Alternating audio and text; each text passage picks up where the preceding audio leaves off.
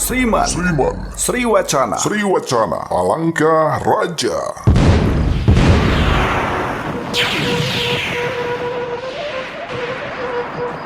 Sampurasun, Waluya Dongeng Sunda.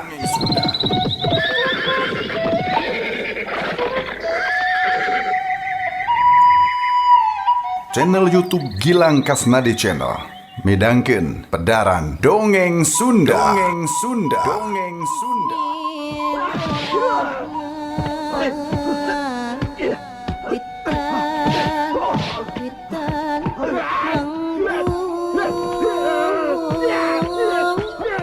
Dongeng enteng pedaran Kang Gilang, Iyasana Aan Merdeka Permana.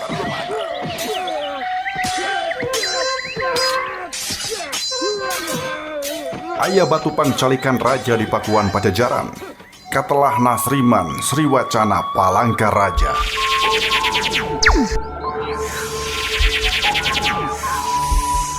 Saku Raja Pajajaran bakal sah jadi raja lamun diwastu atawa dilantik dina batu pangcalikan. Sangkan taya regenerasi raja-raja Pajajaran, Sriman Sriwacana Palangka Raja dijabel ku pasukan Banten, diboyong ka Surasowan. Dina kaayaan negara nu geus kacau, para sinatria Pajajaran dihot-hat hayang ngarebut deui batu Palangka.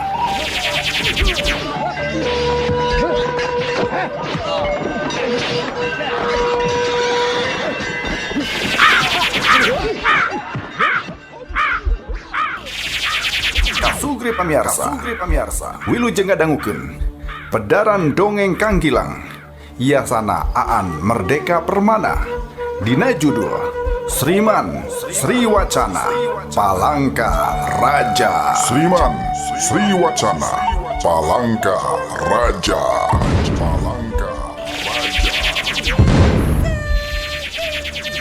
Tong hilap subscribe, like, komen, jeung bagikeun di medsos kasugri sadayana.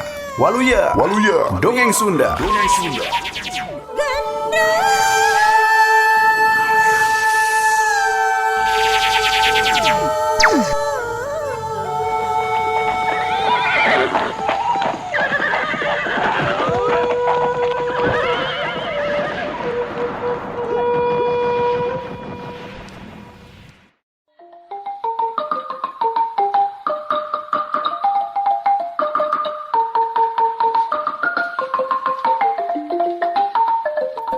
Lamun minggu-minggu kamari anggana teh sasat sagala dipupujuhkeun jeung sagala diladenan.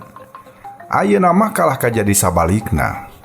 Nyaeta sanggeus kanyahoan yen dina pangabisa ijen anggana aya di sahandapeun Arya Purbayaksa jeung Layang Sunten. Atuh ayeuna mah anggana teh jadi jajahan pisan. Anggana sasat dianggap pujang, dianggap juruladen. Mun sakalena eta dua jajaka butuh nanaon oge, nya anggana pisan anu diutuh etah teh. Ti mimiti menta diladenan dahar jeung inum, nembikeun ka menta dirancetan. Para siswa sejena sakepeung mah ngarasa helokeun naon pangna cenah anggana teh make kudu dibujangkeun sarupa kitu. Kunaon cenah mun nya butuh bujang? Lain menta diladenan ku ponggawa anu aya di eta balai sinatria. Ngan kahelok sarupa kitu teh henteu kungsi dikedalkeun sababalaka bae, maranehna ngarasa ajrih ka eta jajakan duaan. Lian tiboh Arya Purbayaksa boh Layang Sunten teh turunan menak anu baretona kungsi ka sohor jeung gede pangaruhna. Oge apanan dina tes kaparigelan ijen geus kabuktian yen Arya Purbayaksa jeung Layang Sunten teh sasat panghebatna. Anggana mah ukur tingkat nu katilu bae. Kitu sababna para siswa anu sejen henteu wani tunyutanya ngeunaan polah-polah eta dua jajaka anu geus ngahinakeun ka anggana.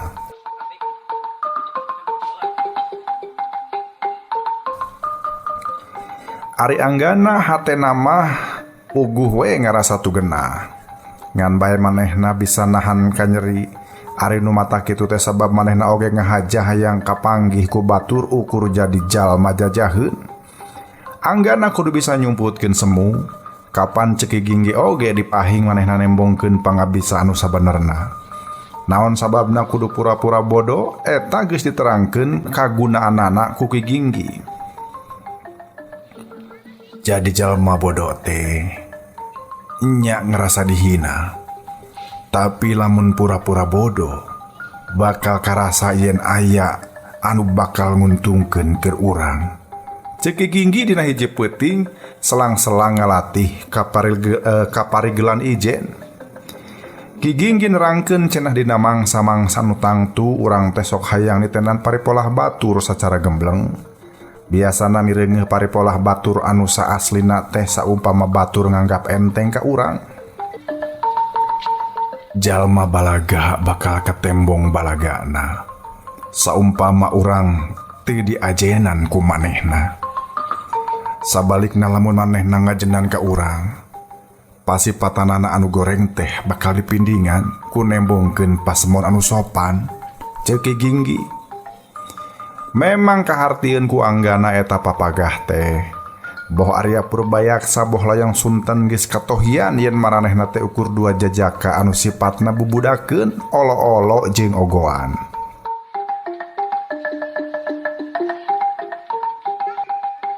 Maranehna geus biasa sok nganggap enteng ka jalma sahandapeun, tapi teu kirim-kirim someah jeung handap asor ka jalma anu sakirana nguntup ka maranehna.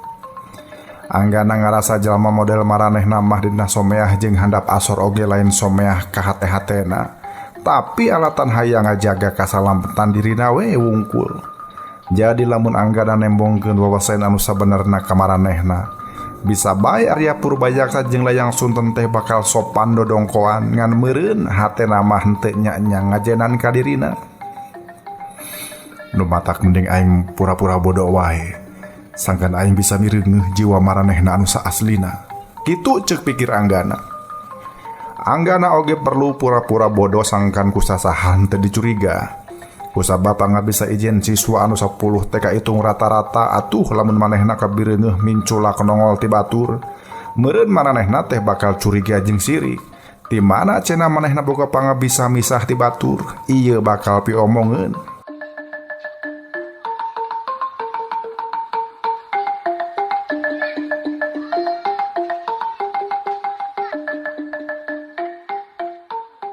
Angot lamun katohian yen pangabisa beuki jembar sanggeus disupre elmu ku Ki Ginggi mah, meureun batur teh bakal beuki sirik bae ka manehna.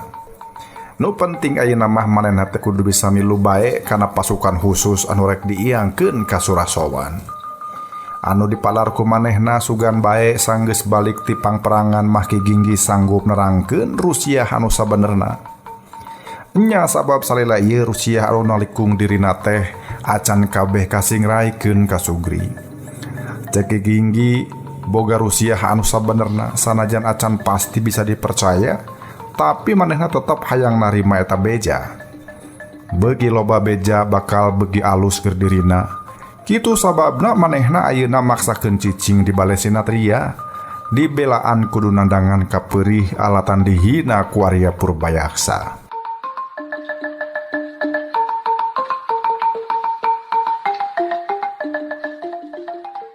Ngan bae sabot mikir kitu anggana oge teu weleh ngarasa heran ku talajak Arya Purbayaksa. Basa munggaran tepung eta jajaka teh memang geus nembongkeun ka ceceubna ka manehna. Ngan sanggeus aya beja dume anggana teh oge sarua saaki nyaeta papada incuna Ki Bagus eta. Arya Purbayaksa mimiti ngarobah pasemon jiga anu nyanyaah jeung someah ka manehna. Cenah kudunya oge sabab geus eces maranehna teh dulur petku hinis. Harita oge anggana teh bungah we nu aya. Sabab lamun nya kitu nyaeta Arya Purbayaksa teh dulur saaki nya henteu salah-salah teuing mun maranehna duaan kudu silih pikanya teh. Ngan ayeuna Arya Purbayaksa geus katembong robah adat deui eta jajaka aneh. Eta jajaka aneh teh geus nembongkeun pasemon anu cua ka manehna. Naon sababna kitu? Eta acan katohian ku anggana. Ngan bae salila ieu mah anggana ukur nganggap yen Arya Purbayaksa teh budak aheng anu eusi hatena hese dikobet. Siswa anu sapuluhan ieu teh tetela sadaya oge nyanggupan pikeun milu kana pasukan khusus anu engkena bakal diiangkeun ka Surasowan. Atuh kusabab kabeh nyanggupan, sadaya kapaksa kudu ngaliwatan heula tes. Tes teh lain ngeunaan ka paregelan ijen, tapi leuwih mentingkeun nguji batin jeung kajiwaan para siswa. Malah dina eta ujian anu ngujina oge lain pangkat jore-jore tapi langsung Ki Gajah Lumantung nyaeta hulu jurit pakuan Pajajaran. Dina hiji poe siswa anu sapuluhan teh dikumpulkeun sararea di yuk sarila maneh marandako.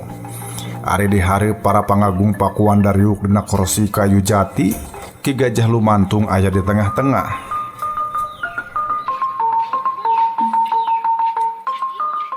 Geus cunduk kana waktuna, geus ninggang kana mangsana. Anjeun sakumna bumela kalemah cai, tapi pikeun ngarebut Sriman Sriwacana Palangkaraja. Nagara mi butuh tanaga-tanaga anu lain bae singer, tapi oge hati-hati dina ngajaga batin. Ceuk Ki Gajah Lumantung. Para siswa anu keur ngabandungan ting kararung halisna anggana kerung-kerung bae sabab acan ngarti kana mana leokna eta omongan. Kami hayang nyangkeun para sinatria. Para sinatria pakuan pikeun ngarebut eta batu pangecelikan raja. Tapi anu ku kami diiangkeun teh nyaeta anu sakirana boga batin jeung pamadegan anu pengkuh. Kitu ceuk Ki Gajah Lumantung teh. Atuh ku kituna, dina poe ieu kene aranjeun bakal dipentes pamadegan. Dipiharep eta pamadegan teh kaluar tina ati anu wening jeung lain ukur dijieun tina bibir wungkul. Ceuk Ki Gajah Lumantung deui. Sanggeus kitu atuh Ki Gajah Lumantung teh ngasongkeun rupa-rupa patalekan. Eta patalekan teh henteu diasongkeun ka saurang-saurang tapi kumbae ka sakabeh siswa. Cenah sararea dipiharap ngasongkeun jawaban sakumaha eusi hate jeung pamadegan masing-masing. Lamun dina hiji pangperangan, heug adu hareupan jeung musuh, kumaha siga paranjeun? Nu geus boga jawabanana heug asongkeun eta jawaban. Kitu ceuk Ki Gajah Lumantung teh bari panonang ngulincer ka saban juru.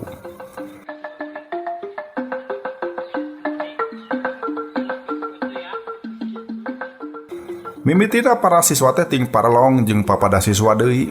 Jiga-jiga anu hayang nyaho saha anu pangheulana sanggup menjawab eta patalekan.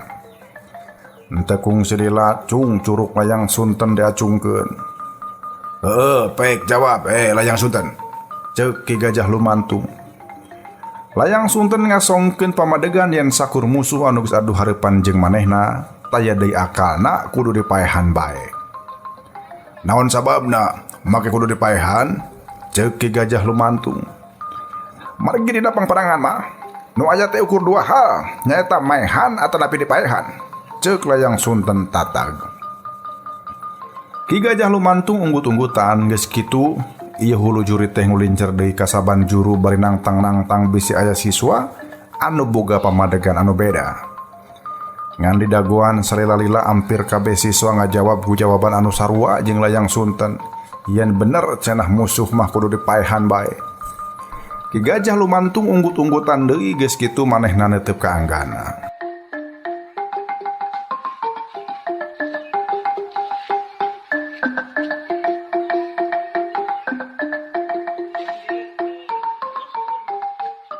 Anjeun mah anggana ngan ngaluk bae.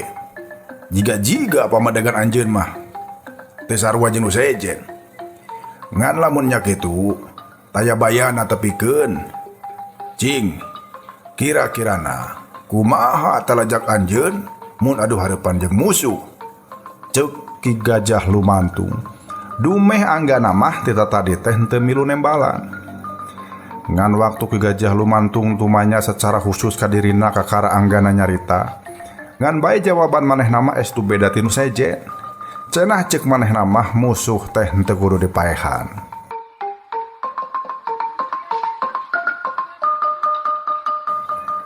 Naon sababna musuh henteu kudu dipaehan anggana? Ceuk Ki Gajah Lumantung kerung. Hapunten bilih jisim abdi lepat ngadugikeun Gusti, cek anggana bari cedok nyembah. Cek pamendak jisim abdi, peperangan teh tujuanana sanes maehan papada jalma, tapi ngudag kaunggulan. Janten anu kudah ditarik ka hanteh sanes kumaha carana ngalan nyawa musuh, tapi kumaha carana tinemu jeung kaunggulan. Peperangan anu sae nemutkeun jisim abdi nyaeta perang anu henteu nimbulkeun korban nyawa, boh ti pihak musuh atau kantenan boh ti pihak urang. Perang anu sae nyaeta anu henteu nyaepkeun waktos anu lami, perang anu mulan malen disagedengeun baris nimbulkeun korban nyawa, oge bakal nyaepkeun bekal sareng waragat anu ageng Gusti, ceuk anggana panjang lebar.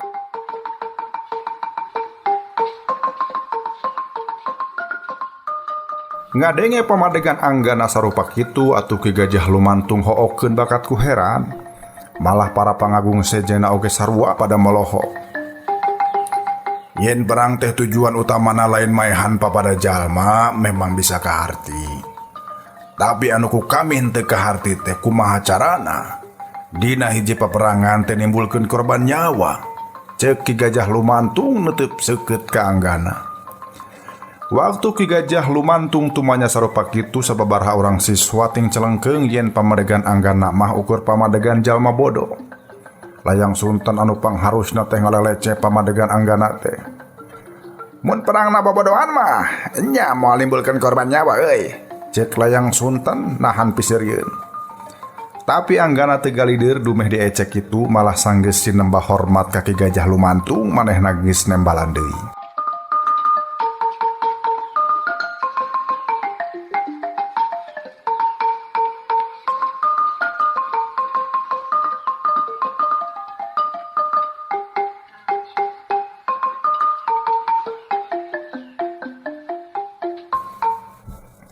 Sumuhun leres, bakal kalintang sesahna dina hiji peperangan teh nimbulkeun korban nyawa.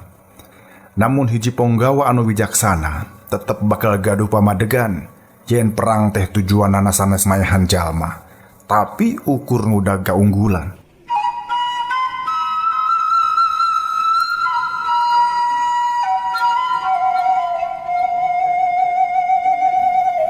Saupami sadaya nagara duh emutan sarupi kitu, dina bitota mabegalan pati teh moal ngarah-ngarah pati teuing, da sanes eta anu janten tujuan, ceuk anggana. Ceuk anggana nu penting mah kumaha carana bisa ngalumpuhkeun musuh. Margi saupami musuh parantos lumpuh tan wande kakiatan oge lumpuh, tah eta kaunggulan pikeun urang Gusti, ceuk anggana. Nu sejen ting harulengan sanggeus kitu loba ti antara maranehna anu unggut-unggutan tanda satuju kana pamanggih anggana.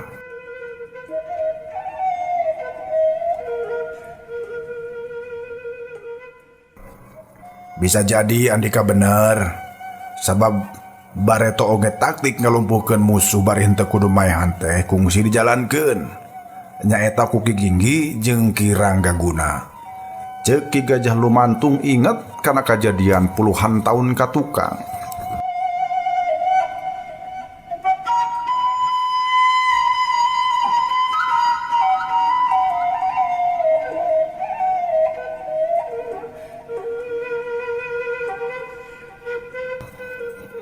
Harita teh dina zaman Kanjeng Prabu Ratu Sakti nyaeta dina tahun 1550 hiji Masehi kasugri pamiarsa. Harita puseur dayeuh nagara dirurugu pasukan Ki Sunda Sembawa anu baruntak hayang ngarebut kakawasaan. Ngan bae eta cita-cita teh henteu kungsi laksana sabab samemeh-dar perang campuh, anggota pasukan Ki Sunda Sembawa geus dilumpuhkeun sacara demit ku Ki Ginggi jeung ku Ki Ranggaguna. Puluh-puluh buah ratus prajurit baladna Ki Sunda Sembawa galemprah di saban tempat kapiuhan. Alatan digunasika ku Ki Ginggi jeung Ki Ranggaguna. Atuh dina waktuna der perang pasukan Ki Sunda Sembawa teh ngan saeutik tur akhirna mah bisa dielehkeun pisan.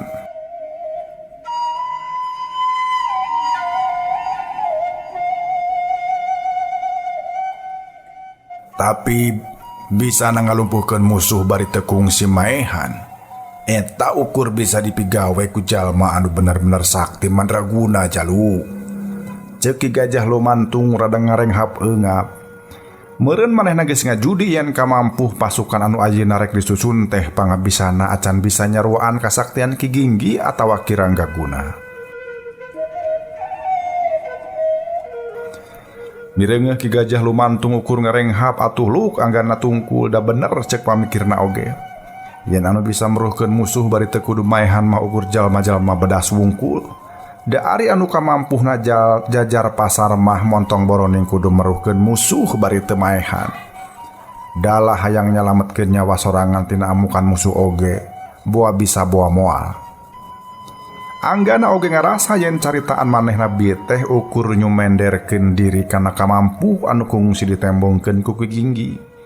Padahal manehna sorangan oge boa sanggup boa moal deui, lamun nya kudu meruhkeun musuh bari teu kudu maehan teh. Ngan sanajan kitu ari pamadegan sarupa kitu mah kumanehna teh hayang tetep dipertahankeun.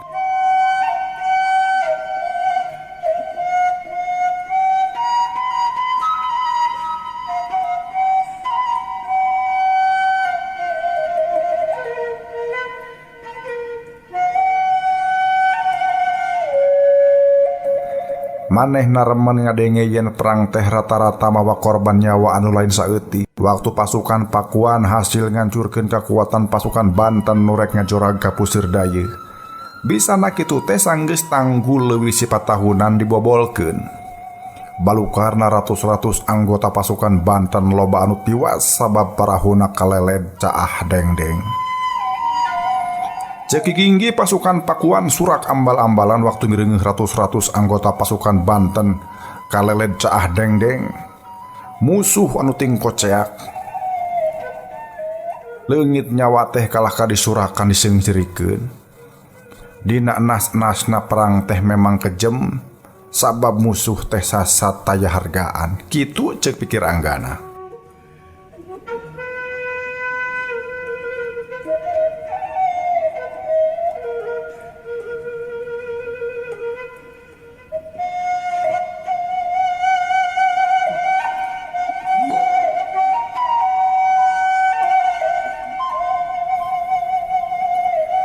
Kasugri pamiarsa tetela loba pisan panalek-panalek Ki Gajah Lumantung ka para siswa teh. Cek Ki Gajah Lumantung lulus jeung hentena para siswa pikeun dibawa ngarurug Surasowan Banten teh di antarana nya dina panalekan-panalekan sarupa kieu cenah. Ayeuna sok jawab anu atawa asongkeun deui pamadegan. Jawab atawa sok asongkeun deui pamadegan andika kabeh. Cek Ki Gajah Lumantung deui. Geus kitu manehna ngagambarkeun hiji kajadian ibaratna cenah ka pasukan manehna datang balad musuh. Eta pasukan musuh teh hayang bilu ka urang. Manehna ngabejakeun Rusia kahengker balad manehna. Saku Rusia pertahanan dibejakeun ka urang. Kalawan pasaratan dirina kudu dibenum jadi pangkat di urang. Cing kumaha lamun urang nyang harepan jalma samodel kitu. Cek Ki Gajah Lumantung panonna geus ngulincer deui ka para siswa. Atuh henteu kungsi lila para siswa teuting aracung bari ngasongkeun pamadegan sewang-sewangan.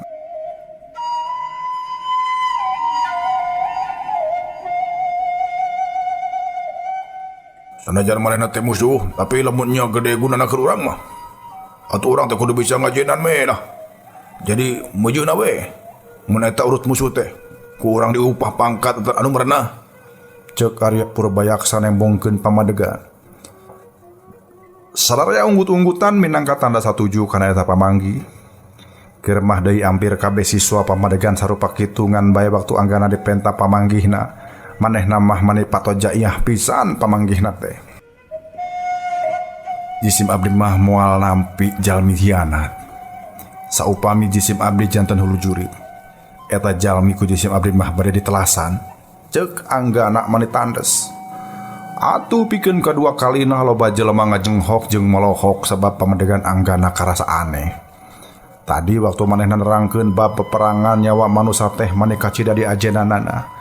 Tapi ka peperangan tepikeun ka peperangan teh cek ukuran manehna mah lain pakalangan tempat rebutan nyawa. Tapi ari ayeuna manehna kolu hayang maehan jalma hianat sok padahal eces geus boga jasa ngabejaan ka hengker musuh.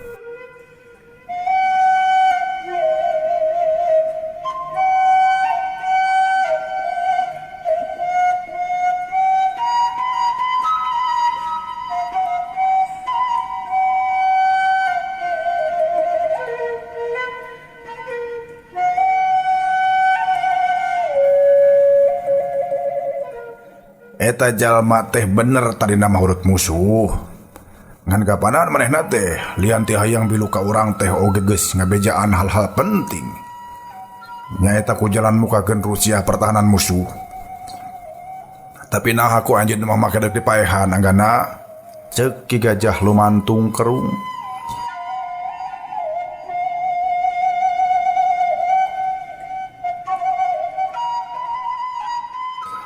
Anggana nyembah hormat bari nyarita yen sanajan kumaha bae oge eta jalma teh tetep bahaya.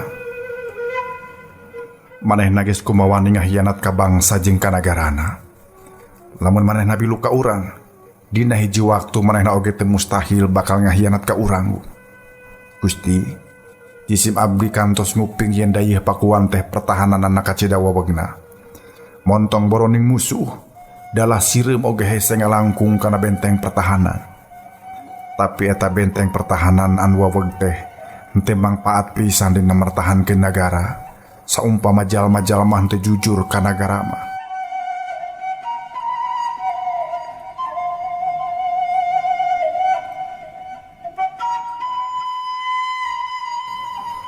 Jisim abdi kantos nguping yen ancurna ieu dayeuh teh sanes benteng pertahanan anu awon. Namun alatan aya jalma anu hianat ka nagara. Janten nemutkeun pamadegan jisim abdi, jalma hianat mah teu kedah diajenan, sabab bakal ngabahayakeun nagara. Ceuk anggana mere alesan naon pangna manehna bisa telenges ka jalma anu geus nyieun pola hianat ka nagara. Bab kaayaan teh meuli jempling, sabab sadarea mungguh caricing boa meureun itu ieu keur nimbang-nimbang bener jeung salahna kekecapan anggana.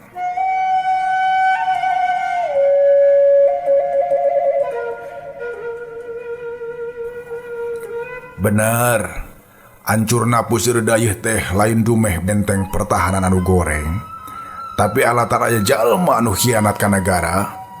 Ceuk Ki Gajah lumantung. Meureun manehna inget ka jalma anu ngaranna Ki Banaspati. Eta jalma teh baheulana pangagung pakuan ka Sugri. Pangkatna oge luhur, ngan kusabab boga kahayang anu nginculak teu kataekan. Balukarna manehna mindahkeun kasatiaan ka Banten. Loba Rusiah pertahanan dayeuh pakuan ditepikeun ka pihak musuh. Malah Ki Banaspati oge neudeun jalma kapercayaan di pakuan Ki Jungju nu katelah. Ceuk beja Ki Jungju teh ponggawa biasa tapi anu tugeunah ku nagara, sabab manehna susah naek pangkat. Balukarna Ki Jungju bilu ka Ki Banaspati, daek mangmukakeun lawang saketeng keur kapentingan musuh ti Banten. Balukarna puseur dayeuh teh bisa dirurug jeung diburak-barik. Malah leuwih nati eta batu karamat Sriman Sriwacana Palangkaraja oge bisa kajabel tur diboyong ka Surasawan Banten.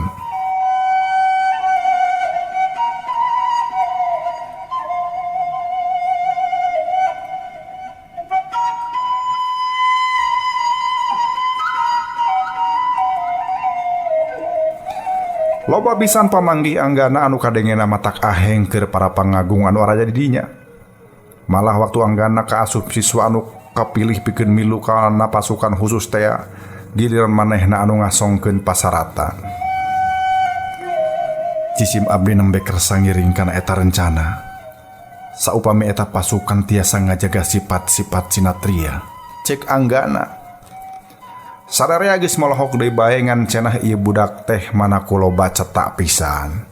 Batur masasat Sumolondo bari satengah ngarayuda sangkan dipake dina ieu pasukan. Tapi naha ari anggana kolu ngasongkeun pasaratan samemeh dibawa teh. Cing sebutkeun nu mana bae sifat-sifat sinatria teh jaluk. Ceuk Ki Gajah lumantung keukeuh nanggap pamadegan anggana.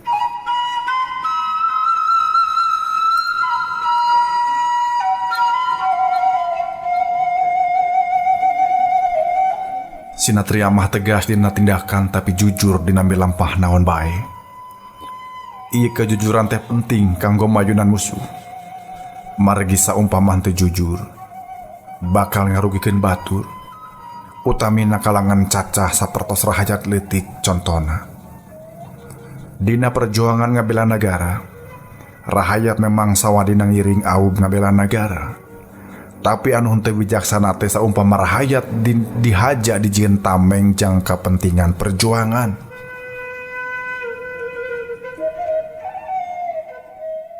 Janten saumpami pasukan ti Pakuan nyulusup ka Surasowan, jisim abdi teu hoyong saumpami anggota pasukan kedah malih warni pura-pura jadi rahayat. Nya, sangkan pura-pura jadi rahayat Banten. Margi saupami kitu rahayat Banten bakal rugi nandangan bahaya dikakalakeun ku pamarentahna. Ceuk anggana mere conto naon pangna manehna perlu ngasongkeun pasaratan.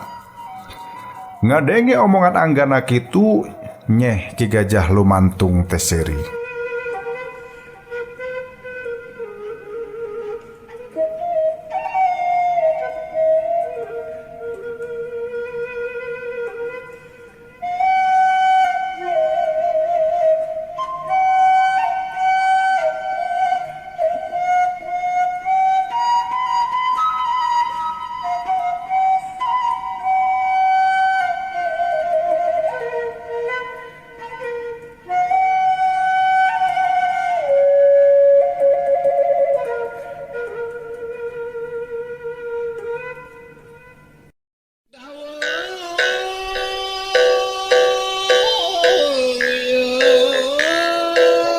Urang cekapkeun dugi ka dieu, enjing urang teraskeun deui.